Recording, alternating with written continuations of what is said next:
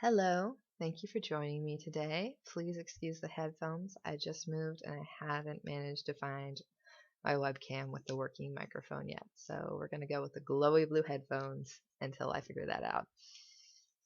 I'm going to talk about Of Dice and Men today, the story of Dungeons and Dragons and the people who play it, by David N. Ewalt, who according to his book cover is a level 15 cleric.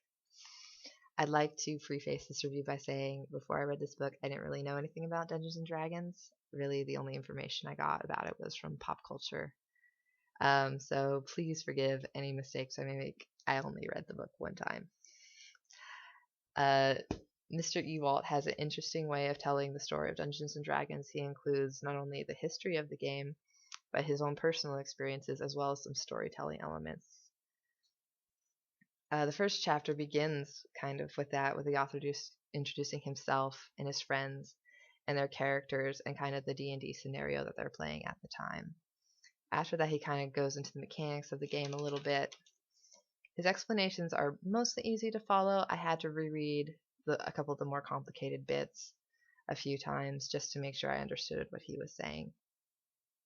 Without going into too much, or really any detail about the game mechanics, it seems that the major appeal of the game is that as the player, you get to build your own character and you get to make them incredibly individualized. You get to pick out their name, their race, what they do. Are they an archer? Are they a thief? Are they a fighter? Are they a spellcaster? And not only do you get to make that character and take them on an adventure with you, once that adventure is done, you get to keep that character. And as you go through all these adventures, that character grows and learns. And it seems like a really fun way to move through a game. There also seems to be a lot of room for individualism and free will. There's this part in the book which I think he makes that really clear. If a troll is trying to eat you, you can hit him with a sword, shoot him with an arrow, or run away. It's up to you. For that matter, you could sing him a song, try to recruit him into Scientology, or lie down for a nap. Your choice might be a dumb one, but it's still yours to make. I can see how that would be really fun, because it's more like you're making the game and the scenario react to you and your choices rather than you having to play within these very strict guidelines. As you get further into the book, it becomes more and more about the history of the game. He talks about the game that the creators based D&D on, a lot of battle simulations, war miniature fighting, that sort of thing.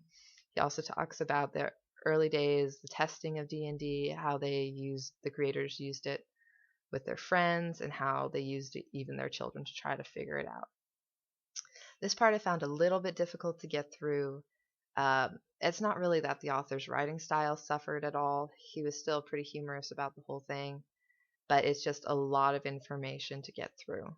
And there's a little bit less of those storytelling elements interspersed in there.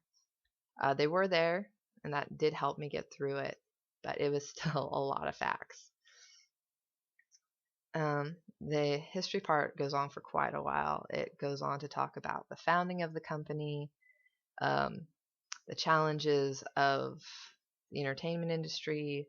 It talks about the conflict of personalities and the different ideas of what the business should be.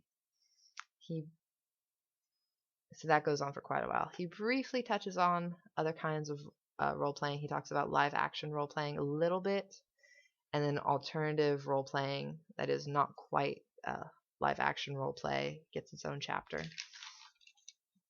I found the ending of the book very satisfying.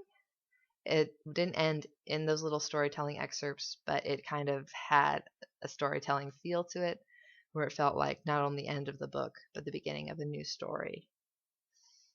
Overall, I found Of Dice and Men pretty enjoyable. The voice of the author was pretty fun. You could tell he enjoyed what he was writing about. He even managed to include humor in his footnotes, so that was fun. Some parts, the history parts, were a bit difficult to get through, again, just because they were very fact-heavy. But it was fun to learn about something I didn't really know much about, especially something that is kind of mocked, or at least it was when I was growing up. I don't think I would read it again. But I think if you want to learn about Dungeons and Dragons, especially if you don't know anything about it at all, this book is a good place to start. It's very accessible. If you'd like to read another book about a game company with some storytelling elements, I would recommend Console Wars by Blake J. Harris. This is a story about the rivalry between Sega and Nintendo. And even though it's a nonfiction book, it's written very much like a story where the people involved in the companies are treated like characters. It's a little bit long, so, it's good, just long. If you want to read maybe a book about something that you don't know that much about, I would recommend Conspiracy of Fools by Kurt Eichenwald. This is about the Enron scandal and is written in a way similar to Console Wars, where the people involved in the company are treated like characters, even though it is nonfiction. I feel it makes a complicated topic pretty accessible and was interesting to learn about because when I read it, I didn't know anything about Enron besides that there was a scandal. Thank you for joining me today. I hope you enjoyed it, and I hope to see you again next time. Bye.